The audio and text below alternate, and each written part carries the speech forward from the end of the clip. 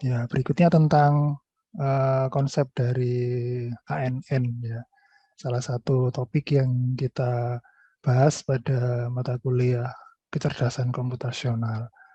Nah, jadi seperti yang pernah saya ceritakan di awal dulu bahwa artificial neural network ini idenya itu dengan mengamati cara kerja dari otak manusia. Nah, ini diceritakan oleh para ahli bahwa otak manusia itu seperti komputer yang kompleks, nonlinier, dan paralel. Nah, kenapa kok kompleks? Ya, karena memang terdiri dari jutaan sel atau neuron dan triliunan koneksi. Ya, bisa dibayangkan ya, jutaan dan triliunan koneksi dalam volume yang sebesar itu. Sehingga dapat bekerja secara nonlinier dan paralel. Ya, jadi otak kita itu bisa mengerjakan banyak pekerjaan sekaligus ya. Jadi seperti ini ya, kita sambil mendengarkan, sambil mungkin sambil makan, kadang sambil ngobrol ya. Berarti itu kan sambil mendengarkan antara fokus kita dengan yang lain. Nah, jadi nonlinier dan paralel. Juga mempunyai kemampuan untuk melakukan pekerjaan seperti pengenalan pola, pemahaman, dan kontrol gerakan. Jadi punya kecerdasan ya. Seperti kita itu kan bisa belajar dari pengalaman. Saat kecil dulu, otak kita itu mempunyai kecerdasan yang bisa belajar dari lingkungan. Sebagai contoh, dulu waktu kecil kita belum bisa berhitung, ya. Belum bisa berhitung. Kemudian guru kita mengajari, ibu kita mengajari, misalnya 1 ditambah 1 sama dengan 2. Awalnya kita nggak paham. 1 tambah 1 sama dengan 2. Nah, dengan cara tertentu yang dilakukan terhadap kita, kemudian kita akhirnya mengetahui, oh 1 ditambah 1 itu sama dengan 2. Dengan cara seperti ini. Cara ngitungnya. Nah, dari situ sebenarnya ada perubahan yang terjadi di dalam struktur otak kita. Sehingga ada perubahan. Nah, karena perubahan itulah sehingga terjadi peningkatan kemampuan kita mengetahui 1 ditambah 1 sama dengan 2. Dan kemudian kita bisa menerapkan pada kasus yang lain. Misalnya 2 ditambah 2 sama dengan 4. Nah, itu juga akan ada perubahan lagi terhadap struktur di dalam otak kita. Nah, belum itu baru pemahaman ya, belum lagi yang lain seperti kontrol gerakan dan pengenalan pola. Jadi otak kita itu terdiri dari 10 juta neuron. Bayangkan 10 juta neuron berarti nolnya ada berapa? 7 ya.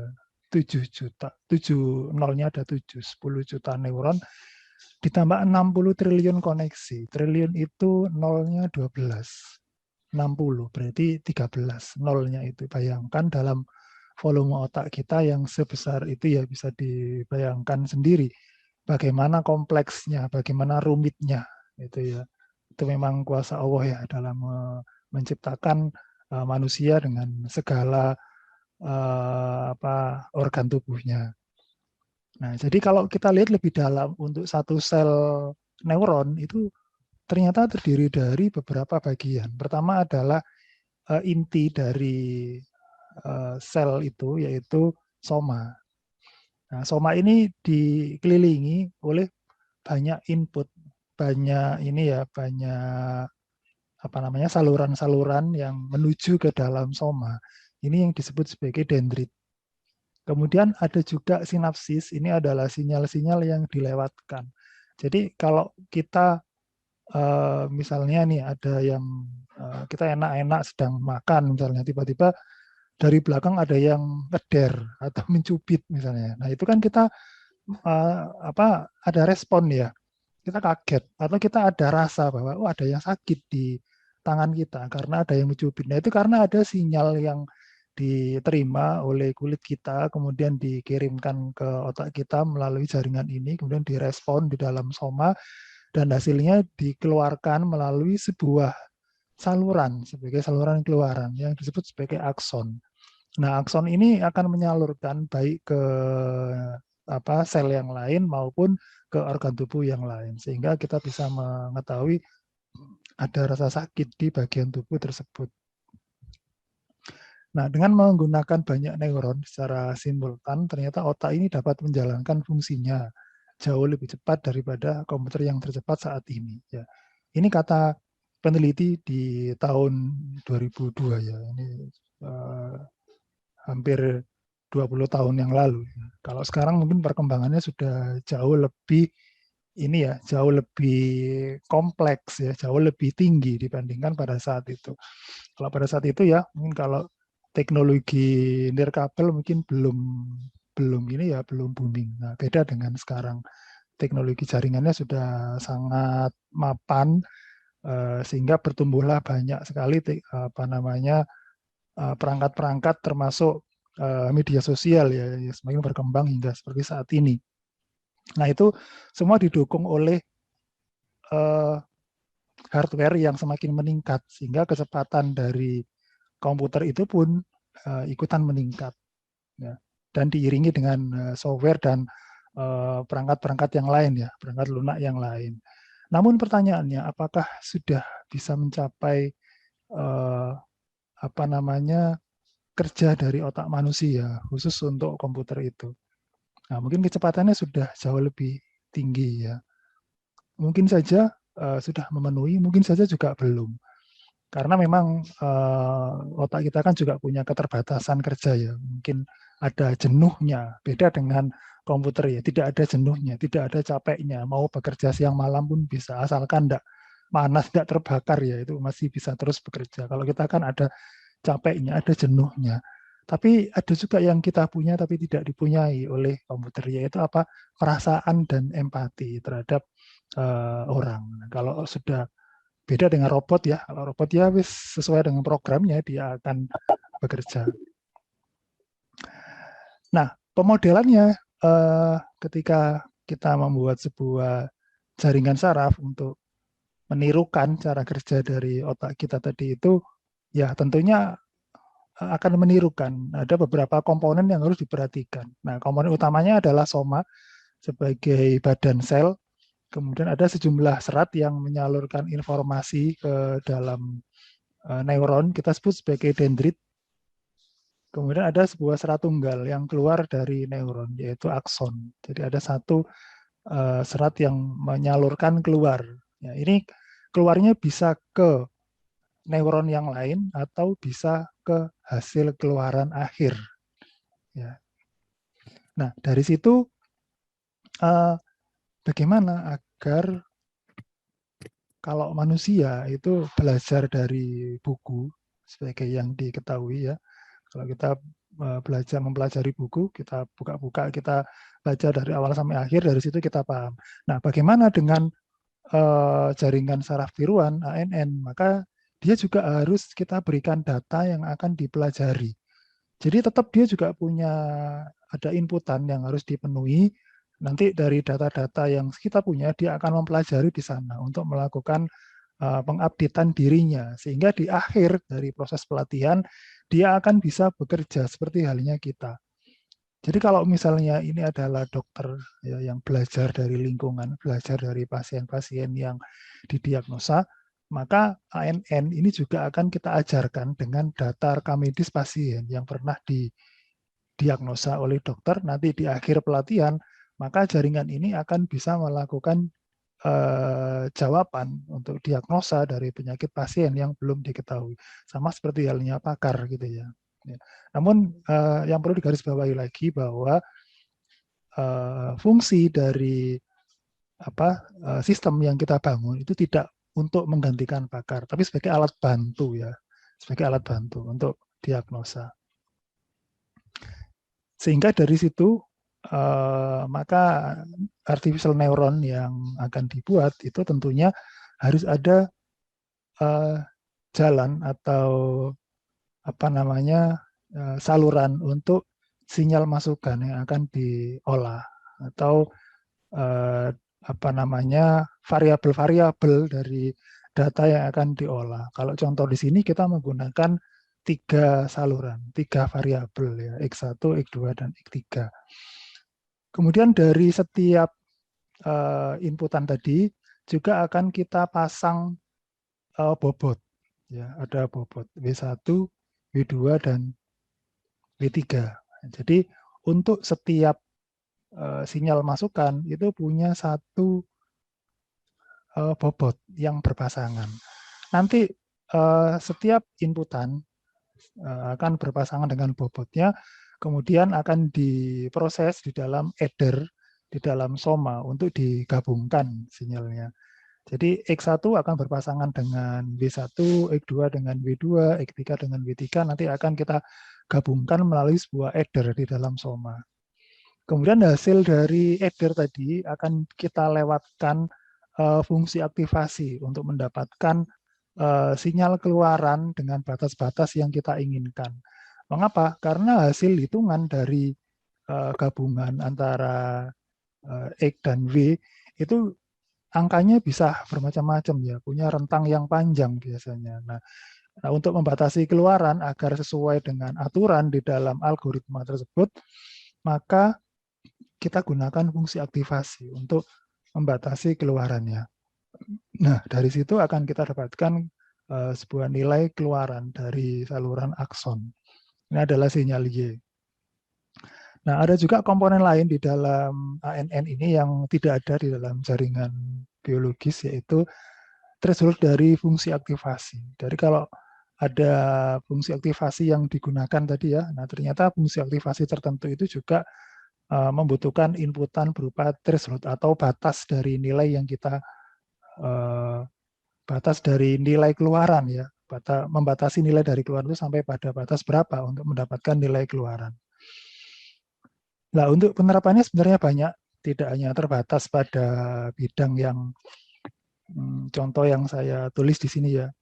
Kalau dulu itu ada teman kalian yang meneliti membuat aplikasi prediksi lama studi mahasiswa. Jadi ini bagaimana caranya bisa mengetahui perkiraan lama studi dari seorang mahasiswa pada semester tengah-tengah, pada semester 5 misalnya ya, seperti kalian ini. Jadi mau diperkirakan kira-kira misalnya Mas Angga ini ya, Angga ini kira-kira lulusnya kapan, cepat atau lama. Nah, dulu begitu. Jadi dia menggunakan data set dari mahasiswa yang sudah sebagian sudah lulus. Jadi itu memang ditentukan batasannya. Yang sudah lulus cepat itu yang lulusnya 3,5 hingga 5 tahun, kemudian yang di atas 5 tahun itu dikategorikan lulusnya lama. Maka dia menggunakan dataset dari mahasiswa yang angkatannya itu masa studinya itu sudah lewat dari 5 tahun. Nah, nanti yang sudah lulus sebelum 5 tahun itu akan dianggap atau dikelaskan lulusnya cepat. Sedangkan yang lulusnya lebih dari 5 tahun atau belum lulus hingga saat riset itu maka dianggap kelas lulusnya lama. Nah, dia mentrain model menggunakan data pada angkatan tadi, nanti hasilnya baru dipakai untuk memprediksi yang semester 5 saat itu. Sehingga bisa diketahui ya. Inputannya apa, Pak? Inputannya waktu itu kalau tidak salah ada nilai akademik juga dari semester 1 sampai semester 4. Nah, jadi dari nilai semester 1 sampai 4 dan beberapa parameter yang lain ya, itu dibuat perkiraan. Kira-kira dia lulusnya cepat atau lama. Artinya kurang dari 5 tahun atau lebih dari 5 tahun. Ini untuk early warning ya, waktu itu tujuannya. Jadi kalau si mahasiswa itu diprediksi lulusnya cepat ya, mudah-mudahan bisa lulus cepat dan tentunya harus didukung dengan strategi yang yang sesuai ya. Misalnya tidak pakai cuti, kemudian tidak ada mata kuliah yang mengulang, semua tugas diselesaikan dengan baik, KKN tepat waktu, kerja praktek selesai tepat waktu ya, bimbingan jalan terus, nah itu akan bisa tercapai lulusnya cepat. Nah, yang diprediksi lulus lama ya antisipasilah, jangan sampai terjadi seperti itu. Ya, itu contoh di di kampus kita ya saat itu. Nah, bagaimana dengan bidang lain? Nah, banyak sekali ya kalau pada di bidang bisnis itu bisa dipakai untuk memprediksi penjualan misalnya. Jadi kalau sudah terkumpul data-data periodik selama 1 tahun, 2 tahun katakanlah, nah itu berdasarkan histori data data periodik itu bisa dipakai untuk memprediksi kira-kira pada bulan depan atau hingga setahun ke depan itu berapa omset penjualannya. Nah, tentunya modelnya harus dilatih menggunakan data data histori yang ada. Demikian juga pada bidang yang lain ya. Nah, tadi ada namanya fungsi aktivasi yang kita letakkan di akhir tahapan dari pemrosesan sinyal. Jadi tujuannya tadi untuk membatasi keluaran dari neuron agar sesuai dengan batasan sinyal atau nilai keluarannya. Nah, ini macam-macam. Kalau ini beberapa fungsi aktivasi dasar yang perlu kalian ketahui. Yang pertama adalah linear. Kalau linear ini tidak ada perubahan pada hasil hitungan X dan W tadi. Jadi berapa hasil V? V itu kan hasil gabungan antara X dan W. Nanti kalau pada nilai linear itu tidak ada perubahan. Sehingga grafik dari fungsi aktivasinya itu ya lurus saja. Lurus saja. Kemudian ada juga fungsi aktivasi step biner. Kalau step biner itu bentuknya seperti tangga gini ya. Seperti tangga. Jadi ada batas tertentu sebagai threshold. Threshold T ini kalau T-nya 0 ya. Jadi T-nya 0. Kalau yang step biner itu Pak, dijadikan 1 kalau V-nya lebih dari sama dengan T. Kalau jadikan 0 itu jika V-nya kurang dari T. Kalau step bipolar itu nilai keluaran Y-nya itu dikasih nilai 1 jika V-nya lebih dari sama dengan T. Atau min 1 jika kurang dari sama dengan T. Kalau contoh di sini ini untuk step bipolar. Jadi garisnya itu di angka min 1 dan 1. Nah, kan T-nya 0. Ini 0. Jadi kalau V-nya lebih dari sama dengan 0, maka dia dikasih nilai 1. Tapi kalau kurang dari 0, dikasih min 1. Yang lain ada sigmoid biner yang bentuknya seperti kurva S dengan batas bawahnya 0 dan 1, tapi formulanya hanya 1 gini ya. 1 dibagi 1 ditambah E pangkat min A kali V. A ini konstanta kemiringan dari kurva S. Bisa dicoba dengan A1, 2, 3, 4 ya, nanti akan kelihatan kemiringannya. Kemudian kalau yang bipolar itu sama dengan biner. Kurva S, tapi batas bawahnya dari min 1. Formulanya berubah menjadi seperti ini.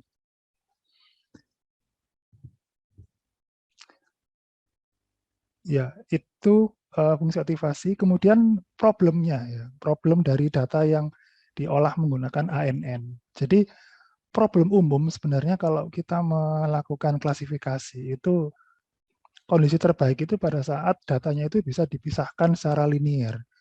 Linear itu artinya kalau data pada 2 kelas, misalnya ya, 2 kelas, itu kita cukup menggunakan 1 garis lurus untuk memisahkannya. Nah, garis lurus itu adalah model yang kita bangun. Contoh pada dataset yang di depan kita ini adalah dataset 2 kelas, ada kelas cross, ada kelas circle, ya, cross dan circle. Namun kalau kita lihat posisi letak dari data cross dan circle ini coba apakah bisa dipisahkan dengan 1 garis linear, 1 garis lurus maksudnya ya, pasti susah ya. Karena ada yang di sini, ada yang di sini, ada yang circle, ada yang di sini, ada yang di tengah, ada yang di bawah. Ini tentunya kalau menggunakan 1 garis lurus jelas tidak bisa. Nah, inilah problem yang umum sebenarnya. Jadi data yang diolah di dalam klasifikasi di dalam dunia nyata itu tidak linear, ya. Tidak linear. Sehingga kalau mau diselesaikan menggunakan ANN, katakanlah misalnya, maka kita membutuhkan model yang secara analitis ya itu bisa memisahkan dengan suatu boundary yang berupa garis yang bisa berbelok-belok seperti ini ya. Sehingga kalau ditemukan model yang bisa berbelok seperti ini, maka tentu bagus. Sehingga akan terlihat bahwa kelas circle dan kelas cross itu bisa dipisahkan secara sempurna seperti ini. Namun susah membuat model yang seperti itu. Nah, ada juga yang solusinya itu menggunakan hyperspace partition. Jadi menggunakan garis lurus, tapi tidak cukup satu. Dia butuh 3 misalnya seperti ini. Sehingga didapatkan ada 1, 2, 3, 4, 5, 6, 7. Ada 7 kelompok hyperspace. Ya. Jadi kalau misalnya memenuhi syarat yang di sini, maka dianggap kelas circle. Kalau memenuhi syarat dari area di sini, maka dianggap kelas cross dan seterusnya gitu ya. Namun ini juga kompleks untuk membuat sebuah model yang hyperspace-nya lebih dari satu seperti ini. Ini biasanya didukung oleh metode seperti SVM, support vector machine. Jadi kita membangun hyperspace-nya itu tidak satu SVM, tapi bisa lebih dari satu untuk menyelesaikan kasus 2 kelas yang lebih kompleks. Walaupun biasanya cukup ya satu. Utamanya kalau multi kelas itu bisa lebih dari satu hyperspace. Nah, proses train-nya pada ANN umumnya itu ya ada garis yang terbentuk seperti ini ya. Jadi ada 2 kelompok data kan, ada data yang kita latihkan untuk mengajari model, dan ada data yang dipakai untuk testing. Testing itu berarti data yang belum atau tidak dibaca selama pelatihan, tapi dipakai untuk kontrol kinerja. Jadi antara performa dari data train dan data tes itu harus seiring, ya harus sejalan. Kalau naik ya naik dua-duanya. Nah, kadang-kadang yang terjadi seperti ini. Jadi trainnya itu naik terus, tapi testingnya mengalami kejenuhan kemudian turun. Atau kalau nggak gitu jenuh tapi nggak turun, tapi lurus ya. Tapi trainnya naik terus. Nah, kadang-kadang seperti itu. Itu biasanya terjadi yang kita sebut overfitting. Overfitting. Nah, itu yang tidak diharapkan. Termasuk underfitting pun ya tidak diharapkan. Kalau overfitting itu kan bagus untuk data train seperti ini ya. Kalau ini dilatih dengan sangat baik akan terjadi overfitting ya untuk model yang ini, garis yang pertama ini. Nah, ini overfitting karena dia sangat bagus terhadap data latih, tetapi ketika berhadapan dengan data uji ini pasti sangat jelek. Sedangkan yang kedua ini lebih general. Kenapa lebih general? Karena bentuk garisnya itu tidak melenggok-lenggok gitu ya. Dia lebih general mendekati garis yang lebih lurus, walaupun ada error sedikit. Ya. Ada soft error yang masih bisa diterima, tetapi dia lebih general dibandingkan dengan model yang pertama. Ya, berikutnya adalah tentang layer dari ANN. Nah, layer ANN itu ada secara umum ada 2 kelompok. Ada ANN dengan layer tunggal seperti ini. Layer tunggal itu berarti hanya ada 1 lapis, tapi terdiri dari beberapa neuron, banyak neuron. Mungkin ini contoh di sini 4, tapi dalam prakteknya bisa banyak, bisa ratusan, bisa ribuan neuron. Ada juga yang layer jamak. Nah, kalau layer jamak itu cirinya ada tengah-tengahnya, ada hidden layer-nya. Jadi antara input dengan layer output itu ada perantaranya. Ini yang disebut sebagai hidden layer. Jadi kalau yang ANN layer tunggal itu algoritmanya perseptron, delta, Hebbian, dan seterusnya. Kalau yang jamak itu ada backpropagation, constructive backpropagation, dan lain-lain. Ya tentunya kalau dengan layer jamak itu lebih kompleks, tapi bisa menyelesaikan persoalan yang lebih rumit juga dibandingkan dengan yang layer tunggal. Kemudian dari sisi jenis pembelajarannya, dari jenis pembelajaran itu ada 2 kelompok, yaitu ANN dengan pembelajaran yang terawasi, supervised NN, dan ada yang tidak terawasi atau unsupervised, tidak terawasi. Nah, kalau pada ANN yang supervise itu ada label kelas cirinya ya. Jadi ada targetnya, setiap data itu harus mencapai pada kelas yang mana. Pada kelas apa. Jadi kalau ada 2 kelas tadi, kelas cross dan kelas circle, maka setiap data itu harus memenuhi. Dia harus masuk ke kelas cross atau kelas circle. Kemudian di akhir pembelajaran itu kita usahakan semaksimal mungkin ANN itu dapat mengenali setiap data terhadap label kelasnya. Ini perseptron masuk di kelompok ini, LVQ, delta, backpropagation. Ya. Semuanya punya target kelas yang harus dicapai oleh setiap data. Kalau yang unsupervised ini tidak ada label kelas, hanya ada data saja. Nah, itu seperti algoritma SOM. Nah, itu tidak ada label kelas yang yang digunakan, sehingga dia akan berjalan sesuai dengan algoritmanya saja. Kemudian nanti akan didapatkan partisi dari data-data tadi. Akan terpecah menjadi sekian kelompok yang diinginkan. Kemudian algoritma pembelajaran, learning algorithm dari ANN, itu merupakan properti penting ya. Jadi dia bisa belajar dari lingkungan dan meningkatkan kinerjanya selama proses pembelajaran, di mana meningkatkan kinerjanya itu dengan mengupdate ya bobot, mengupdate bobot W1, W2, W3 dan seterusnya seperti contoh tadi. Nah, urutannya nanti jaringan distimulus oleh lingkungan, kemudian jaringan saraf akan mengalami perubahan pada parameter bebas sebagai hasil dari stimulasi ini.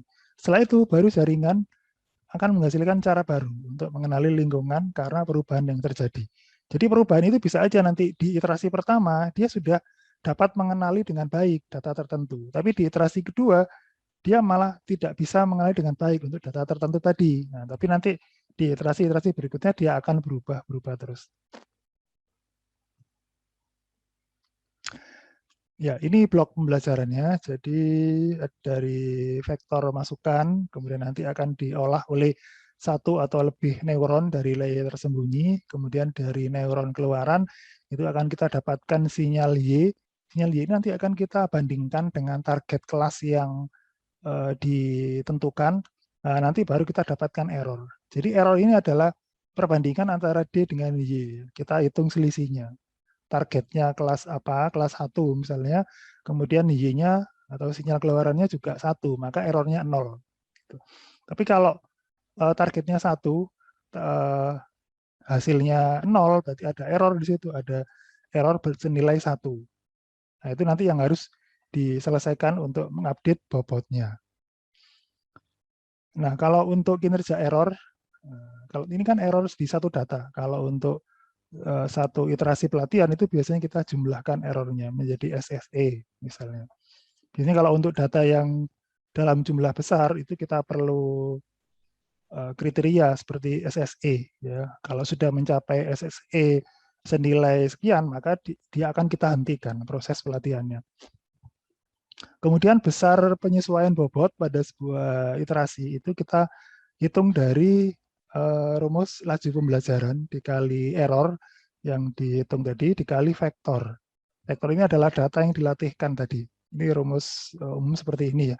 Jadi learning rate dikali errornya berapa dikali dengan vektornya.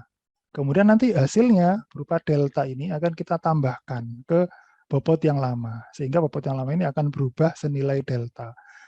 Nah, bobot yang baru ini yang akan kita gunakan pada tahap pelatihan berikutnya. Tadi ada learning rate, ya. Learning rate ini adalah laju pembelajaran yang akan menentukan seberapa besar perubahan bobotnya. Biasanya diberikan rentang 0 hingga 1 ya, paling tinggi 1. Biasanya nggak sampai 1, 0,1 hingga 0,9. Atau kalau sekarang sudah trennya ke deep learning itu bisa lebih kecil lagi. Bisa 0,001 gitu ya. Jadi karena memang strukturnya lebih kompleks sehingga learning rate-nya juga harus lebih halus lagi supaya menghasilkan model yang lebih baik. Ya, itu tentang ANN secara umum. Nah, berikutnya kita akan masuk ke algoritma perseptron. Mungkin ada yang mau ditanyakan? Saya persilahkan ya.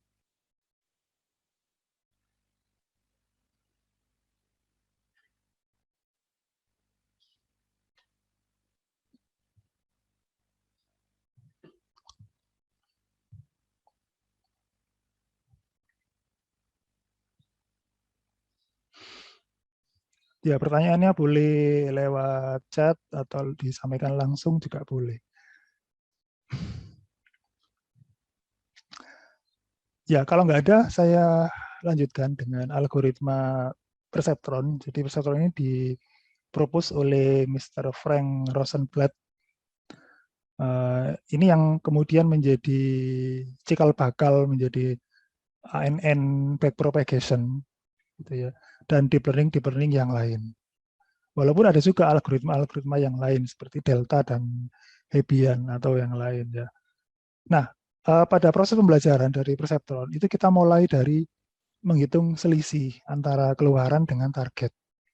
Jadi sinyal Y yang dihasilkan dari neuron keluaran kita bandingkan dengan targetnya atau kelas targetnya. Nah, jika ada selisih yang dapat ditoleransi maka Y diterima. Nah, di tahap ini nanti dicontoh kita akan melihat bahwa kalau ada selisih maka kita akan lakukan perubahan bobot. Tapi kalau nggak ada selisih artinya sama antara keluaran dan target, maka kita tidak lakukan pembaruan bobot. Nah, jika ada selisih, tetapi selisihnya tidak dapat ditoleransi dan banyaknya iterasi belum tercapai, maka kita lakukan pembaruan bobot dan bias. Ya. Bias itu sinyal tambahan ya di dalam ANN. Nah, ini juga yang tidak ada di jaringan salah biologis, tapi di kita bisa ditambah dengan bias. Ada juga yang tidak menambah bias ya. Nah, jadi kita lakukan perubahan bobot W dan bias, kemudian kita lakukan komputasi ulang. Nah, nilai baru untuk W dan B ini bergantung pada nilai laju pembelajaran. Nah, ini arsitektur dari ANN perseptron untuk satu neuron. Ya. Di contoh kita nanti kita juga satu neuron. Nah, satu neuron aja sudah cukup rumit ya, kita fokus untuk mempelajari. Apalagi kalau 2 atau 3. Nanti dalam prakteknya kita bisa kembangkan menjadi banyak neuron ya. Tapi ini secara konsep kita lihat pada satu neuron. Jadi sinyal X dan W itu kita sandingkan atau kita gabungkan dengan perkalian. Kemudian kita gabungkan menggunakan adder di dalam soma bersama dengan bias. Kemudian kita aktivasi. Setelah diaktifasi dapat sinyal Y. Sinyal Y ini kita bandingkan dengan targetnya. Ya. Nanti hasil perbandingan itu ada error yang didapatkan. Nanti bersama dengan learning rate dan vektor kita akan mendapatkan delta W. Jadi secara spesifik apa yang dihitung pertama adalah sinyal error didapatkan dari selisih antara target dengan keluaran. Kemudian perubahan bobotnya delta W didapat dari learning rate dikali error, errornya itu berarti D dikurangi Y ya, selisih antara target dengan keluaran, dikalikan dengan vektor masukan tadi. Kemudian bobot baru kita dapatkan dari bobot yang lama ditambah dengan learning rate yang kita tentukan di awal, dikali error, dikalikan vektor. Jadi tinggal dijumlahkan saja antara W yang lama dengan delta W-nya. Nanti dapat bobot yang baru. Nah, bobot yang baru ini yang akan kita gunakan pada tahap berikutnya. Jadi setiap ada perubahan bobot, maka bobot baru itulah yang akan kita gunakan pada tahap berikutnya. Kriteria berhentinya pada ANN perseptron ini bisa menggunakan salah satu dari 3 kriteria ini. Pertama adalah tidak ada error pada nilai keluaran semua vektor masukan. Jadi semua data yang dilatihkan pada suatu iterasi itu semuanya terpetakan atau diprediksi dengan benar sesuai dengan target kelasnya. Artinya nggak ada error satupun. Ini biasanya layak kita gunakan kalau datanya dalam jumlah sedikit. Seperti contoh pembelajaran kita di kelas, datanya 4 data, 5 data, itu sangat sedikit. Jadi kita bisa pakai kriteria yang pertama, di mana tidak ada error yang terjadi pada semua vektor masukan. Kriteria yang kedua bisa pakai sum of square error atau mean square error, MSE. Nah, ini jika nilai error tercapai di bawah SSE atau MSE, maka iterasi dihentikan. Jika tidak, maka dilanjutkan. Ini yang umum yaitu 10 pangkat min 2. Jadi SSE ini dapatkan dari jumlah selisih error antara target dengan keluaran yang dikuadratkan. Nah, jadi nanti kita harus tentukan berapa threshold SSE-nya. Kalau sudah tercapai di bawah SSE, maka kita boleh menghentikan. Artinya sebenarnya masih ada error, masih ada data yang salah prediksinya selama pelatihan. Tapi karena sudah di bawah target error SSE, maka kita boleh berhenti pelatihan. Ini biasanya kalau datanya jumlahnya besar ya, akan sulit memenuhi target kriteria yang pertama. Sehingga bisa digunakan solusi pakai sum of square error. Atau kalau ini juga sulit tercapai, kita bisa batasi pakai jumlah iterasi pelatihan. Ya, kalau terlalu susah untuk mencapai SSE. Jadi ditarget aja sampai iterasi kesekian, kalau sudah tercapai, mau masih ada error atau SSE belum tercapai, ya udah berhenti pelatihannya. Kalau sudah tercapai iterasinya. Ya, algoritmanya pertama kita inisialisasi bobot dan bias dari perseptron.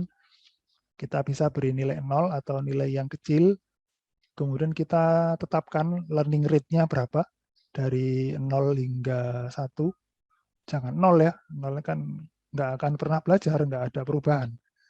Learning rate semakin besar akan semakin cepat perubahan bobotnya, tapi hati-hati bisa terjebak menjadi lokal optima. Ya, biasanya kita lebih memilih learning rate yang lebih kecil, di mana perubahan bobotnya akan sedikit-sedikit pelan-pelan, tapi bisa mendapatkan kinerja yang lebih baik daripada yang learning rate yang lebih besar. Jadi cepat berubah kalau learning rate-nya besar, tapi tidak recommended biasanya karena bisa terjebak di lokal optima.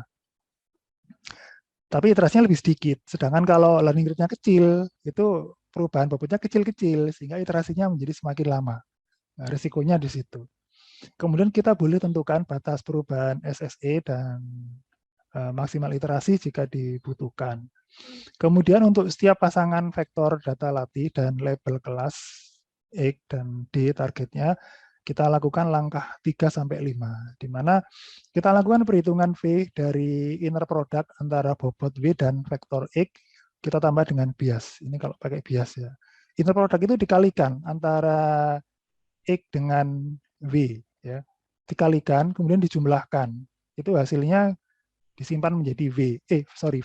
Ya, V. Kemudian kita hitung nilai X menggunakan fungsi aktivasi, kita hitung nilai Y menggunakan fungsi aktivasi sebagai nilai keluaran dari ANN, si neuron tadi. Jika Y-nya tidak sama dengan target, kelas target, maka kita lakukan perubahan bobot W dan bias. Tapi kalau sama, ya udah tetap bobotnya. Selama masih ada error yang terjadi, di mana keluaran dan target tidak sama, atau nilai SSE masih di atas batas yang ditentukan, maka kita kembali ke langkah 2-5. Artinya iterasinya diulangi lagi. Ya, ini contohnya kita menggunakan sebuah data yang sederhana, yang sedikit ya, cuma 4 data. Sebenarnya data ini adalah data operasi logika N. Ya, cuma menggunakan representasi bipolar, yaitu 1 dan min 1. Operasi logika N masih ingat ya. Jadi kalau 1 dioperasikan dengan 1, maka hasilnya 1. Kalau 1 dengan min 1, hasilnya min 1. Kalau min 1 ketemu 1, hasilnya min 1. Kalau sama-sama min 1, hasilnya juga min 1. Ini kan logika N. Nah, ini kita jadikan sebagai data yang akan kita latihkan terhadap ANN, model kita. Sehingga di dalam model kita itu akan bisa bekerja seperti logika N gitu ya maksudnya. Nah, ini contoh. Jadi jangan dilihat dari logika N-nya, tapi lihat pada kasusnya, datanya ya. Jadi datanya itu kalau 1x1, x1-nya 1, x2-nya 1, hasilnya harus 1. X1-nya 1, x2-nya min 1, hasilnya harus min 1, dan seterusnya. Jadi lihat pada datanya. Nah, ini nanti kita akan membimbing ANN yang awalnya belum dapat mengenali dengan benar keempat vektor tadi, maka di akhir iterasi itu dapat mengenalinya dengan benar. Kita pakai fungsi aktivasi step bipolar karena keluarannya kan 1 dan min 1. Bobot awalnya 0,9 dan min 0,8 untuk X1 dan X2. Bobot biasnya 2, learning rate-nya 0,8. Ini biar karena belajar ya, kita biar lebih cepat ya, cepat tercapai ininya. Pembelajarannya, sehingga saya pakai learning rate-nya 0,8. Tapi nanti dalam implementasi sebaiknya kasih yang rendah, 0,1 atau 0,2 atau di bawahnya. Nilai T untuk fungsi aktivasi step bipolar kita kasih 2. Jadi artinya kalau nilai V-nya 2 ke atas, kita kasih hasil 1.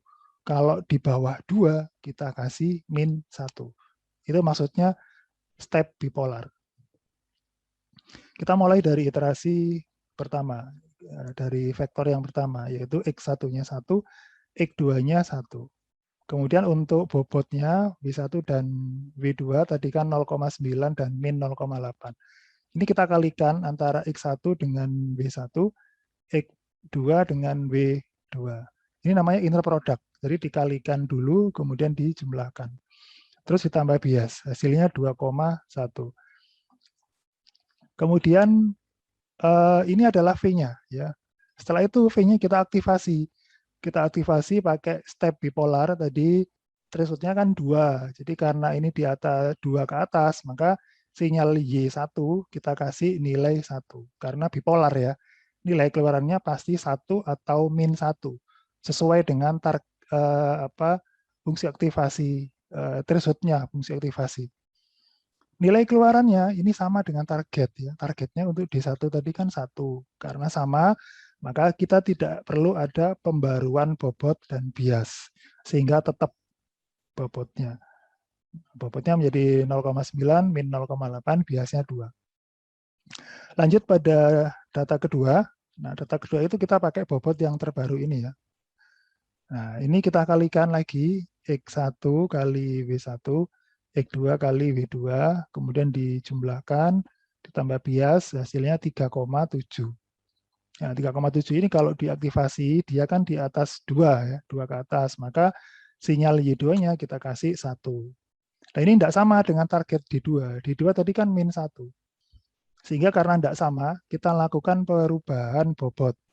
Berarti kita hitung delta W dulu dari learning rate dikali error, jadi selisih antara target dengan keluaran D2 dengan Y2 berarti min 1 dikurangi dengan 1 ya. 1 ini kan Y2-nya. Min 1 ini adalah target D2-nya. Learning rate-nya 0,8, vektornya 1 dan min 1. Ini kita kalikan, hasilnya menjadi min 1,6 dan 1,6. Jadi ini dikalikan dulu ya. Ini dikurangkan, terus dikalikan 0,8, kemudian dikalikan masing-masing dengan matrik ini. Kemudian bobot yang baru kita hitung dari bobot yang lama ditambah dengan delta W. Jadi bobot yang lama 0,9 min 0,8 kita jumlah dengan min 1,6, 1,6. Hasilnya min 0,7, 0,8. Bobot bias juga kita update dengan bobot bias yang lama ditambah learning rate dikali error. Nggak ada vektor ya kalau bias. Jadi learning rate dikali errornya aja. Jadi 0,8 dikali min 1 dikurangi 1. Terus kita jumlahkan dengan 2, hasilnya 0,4. Nah, sekarang kita punya bobot baru dan bias yang baru. Ini yang dipakai pada data berikutnya. Jadi pada data ketiga, pakai bobot yang baru, bias yang baru. Ya, kita kalikan X dan W, ditambah bias, dapat 1,9. 1,9 karena di bawah 2, kita aktivasi menjadi min 1. Ini sama. Sehingga tidak ada perubahan bobot. Bobotnya tetap. Lanjut pada data keempat, kita kalikan lagi X dan W-nya ditambah bias 0,3 diaktifasi min 1, bobotnya tetap. Nah, sekarang satu iterasi udah selesai. Kita lihat dalam bentuk tabel ya, biar lebih enak diamati. Jadi ini yang iterasi pertama tadi, dari bobot awal, kemudian data pertama tidak ada perubahan bobot, data kedua ada error sehingga ada perubahan bobot, kemudian sampai data keempat tidak ada perubahan bobot. Nah, masuk pada iterasi kedua, pada data pertama, ternyata terjadi error. Nah, ini yang saya ceritakan tadi, bahwa mungkin di awal itu tidak ada perubahan bobot karena sudah sesuai. Tapi di iterasi kedua, dia ada error yang terjadi, sehingga ada perubahan bobot. Kemudian di data kedua, tidak ada perubahan bobot, sehingga tetap. Di data ketiga ada error, sehingga ada perubahan bobot. Data keempat ada perubahan, tidak ada ya, tidak ada. Jadi pada iterasi kedua ada 2 data yang error. Terus iterasi ketiga ada satu data yang error. Nah, lihat pada iterasi keempat, ternyata semuanya tidak ada yang error. Jadi errornya 0, tidak ada delta W yang dihitung. Jadi artinya bobotnya sudah stabil, sudah tidak ada perubahan. Ini yang menjadi bobot terakhir. Jadi ini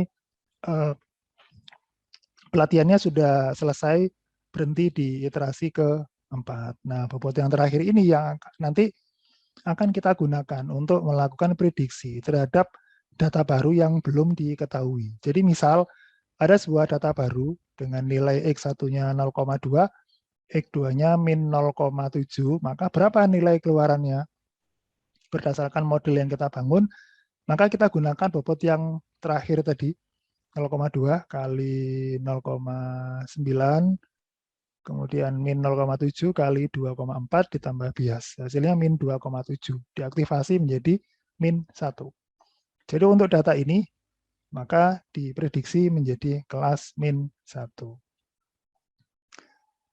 Ya, ini contoh yang lain kalau tidak pakai bias. Ya. Ini 5 data, variabelnya 2, harta dan utang. Kelasnya bangkrut dan tidak bangkrut. Yang tidak bangkrut dikasih nilai 1, bangkrut 0. Nah, kalau dilihat petanya seperti ini ya. Ini yang bangkrut, ini yang tidak bangkrut. Nanti setelah di-train, kita pakai untuk memprediksi orang yang hartanya 0,7, utangnya 0,6. Apakah dia bangkrut atau tidak. Ini caranya sama dengan yang tadi ya.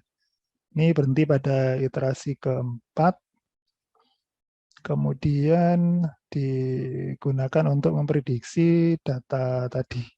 Ternyata orang tadi diprediksi tidak bangkrut. Jadi sebenarnya untuk garis decision boundary yang kita bangun tadi, itu bisa kita gambarkan seperti ini. Kalau perseptron itu bentuknya seperti garis lurus begini. Ya, saya rasa itu yang bisa saya sampaikan. Silakan jika ada yang mau ditanyakan. Assalamualaikum warahmatullahi wabarakatuh. Waalaikumsalam. Ya Mas, silakan, silakan. Mohon maaf Pak, mau tanya tentang yang hasil apa namanya yang tadi pembobotan yang akhir tadi Pak. Pembobotan yang akhir, Yang belum, nah yang di sini Pak. yang ini atau yang tadi, contoh yang sebelumnya. Bukan yang tadi, ya tadi apa Pak? Yang Nah, tabel tadi Pak. yang tabel ya, ya, ya, Iya. ya. Ini ya. Iya. Nah di sini kan iterasinya ada empat Pak ya. Hmm, Tapi tadi waktu sebelumnya ini dijelaskan cuma 4 kali Pak yang pembobotan barunya. Nah, berarti itu apakah kita mengulanginya lagi sampai 4 kali atau bagaimana sih? saya belum menangkap pertanyaannya. Bisa diulangi lagi? Nah, kan di sini iterasinya ada 4. 4, ya kita lakukan 4 kali. Oke. Nah, yang tadi sebelum sampai di sini Mm-mm, waktu penghitungan bobot baru. mm-mm, Nah, ini kan cuma vektor latihnya 4, cuma 4 mm, saja, Pak. mm, mm, Berarti ini setelah mm, sampai 4 mm. kita ulang lagi ke apa? Vektor latih ke 1 lagi, Pak. Betul, betul. Jadi ini yang nomor 1 ini adalah iterasinya, Mas. Nah, jadi kita ada sejumlah iterasi yang harus dilakukan. Jadi ini contoh yang saya berikan detail di depan. Ini vektor latih 1 sampai 4 untuk iterasi pertama. Nah, iterasi pertama itu saya tuliskan lagi di sini. Jadi yang detail hitungan yang di depan tadi itu yang ini, iterasi pertama. Makanya tadi kan ada error pada data kedua, ini kan 1 min 1. Ini hasil delta W-nya. Terus data ketiga nggak ada error, data keempat nggak ada error. Sehingga bobotnya sampai di sini. Kita break sebentar ya. Ya, kita lanjut kembali ya. Yang ditanyakan Mas Angga tadi. Jadi benar bahwa yang saya detailkan di depan tadi itu adalah pelatihan pada 4 vektor data, semua data. Jadi seandainya kita punya 5 vektor data, maka di iterasi pertama kita lakukan sebanyak 5. Dan semuanya bobotnya selalu berantai, dipakai bobot yang terakhir. Nah, kalau ternyata di iterasi pertama itu tidak ada error, ya udah berarti sudah selesai ya. Dan tidak mungkin ya seperti itu, biasanya pasti ada perubahan. Nah, ketika ada error yang terjadi karena belum memenuhi kriteria bahwa tidak ada error yang terjadi pada semua data yang dilatihkan, maka kita lanjutkan pada iterasi kedua. Nah, di iterasi kedua ini juga kita mulai lagi dari data pertama. Kita lanjutkan kembali data pertama, tapi menggunakan bobot yang terbaru. Jadi ini kita pakai bobot yang terbaru, kita kalikan dengan vektor, nanti dapat V, V diaktifasi dapat Y dibandingkan dengan D, ternyata ada error. Dari error ini kita menghitung delta W, dari delta W ditambahkan ke bobot yang lama, sehingga dapat bobot yang baru. Nah, bobot yang baru ini kita pakai untuk data kedua, dan seterusnya, sampai data keempat. Nah, di akhir data keempat kita evaluasi lagi. Oh, ada error yang terjadi, maka kita lanjutkan ke iterasi ketiga. Nah, ini kita ngulang lagi dari data pertama sampai data keempat. Nah, ini ternyata masih ada error, berarti kita lanjutkan lagi iterasi keempat dengan mengulang data pertama sampai data keempat. Nah, ternyata sampai di sini tidak ada error yang terjadi, maka kita hentikan pelatihannya. Berarti sudah konvergen bobotnya, baru kemudian kita gunakan untuk memprediksi data yang lain atau data uji biasanya. Saya kira itu Mas Angga, sudah cukup ya? Iya Pak, sudah cukup penjelasannya. Terima kasih Pak atas jawabannya. Ya, sama-sama. Silakan yang lain jika ada yang mau ditanyakan.